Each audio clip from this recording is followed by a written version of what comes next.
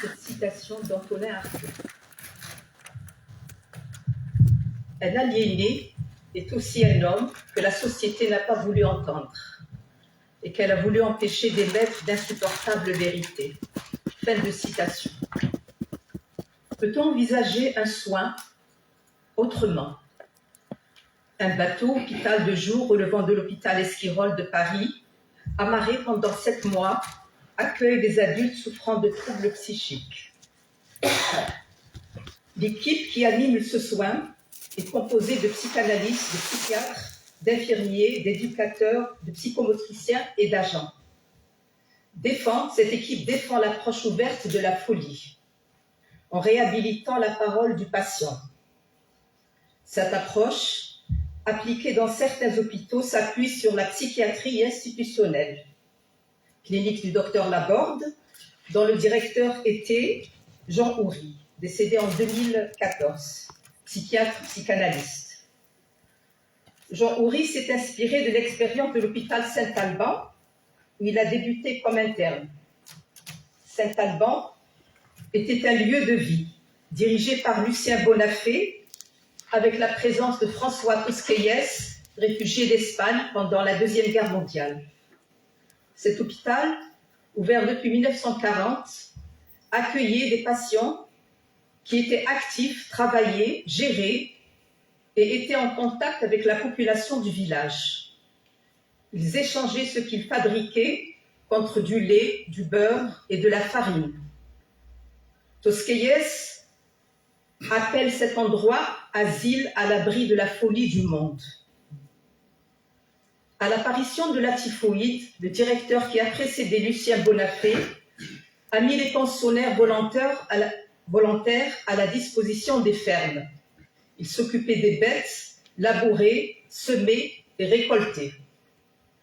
Durant la Deuxième Guerre mondiale, les décès par famine ont touché des centaines de patients dans les autres hôpitaux, alors qu'à Saint-Alban, il n'y avait que quelques dizaines de morts. C'est dans ce sillage que la clinique institutionnelle, à l'image de l'hôpital Esquirol et autres centres de santé en France, ainsi que le centre Antonin Artaud à Reims, que je connais pour y avoir passé mes stages, essaye de résister au délabrement et à la déshumanisation et à la déshumanisation de la psychiatrie. Psychiatrie coloniale, instituée par Poirot, Alger, contre laquelle s'est soulevée France Fanon et contre laquelle a réagi aussi Anta Diop, établissant scientifiquement l'antériorité des civilisations nègres. Cet état de choses a été aggravé par l'institution du DSM, installée par l'armée américaine pour évaluer la résilience des soldats revenant de la Corée en 1952 et critiquée par Noam Chomsky. Et cet état aussi a été aggravé par l'avancée des neurosciences qui font abstraction totale du par-l'être.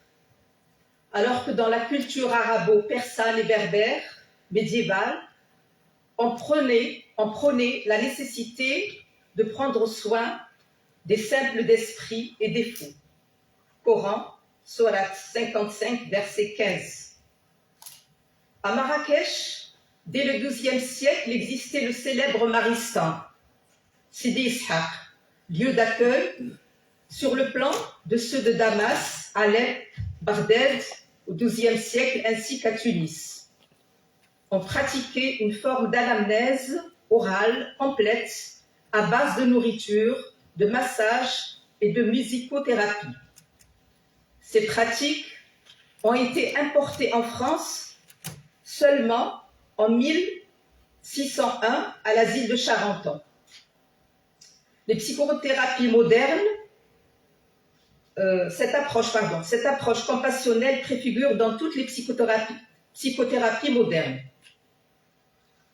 Aujourd'hui, Nicolas Philibert, le cinéaste qui a réalisé ce documentaire, nous invite avec grâce à bord de cette péniche, l'Adamante, pour découvrir de pareilles expériences.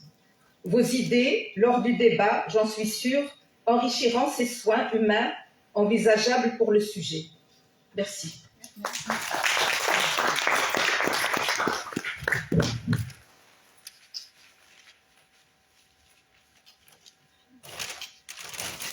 Je vous laisse avec le flux, et puis on prendra le débat.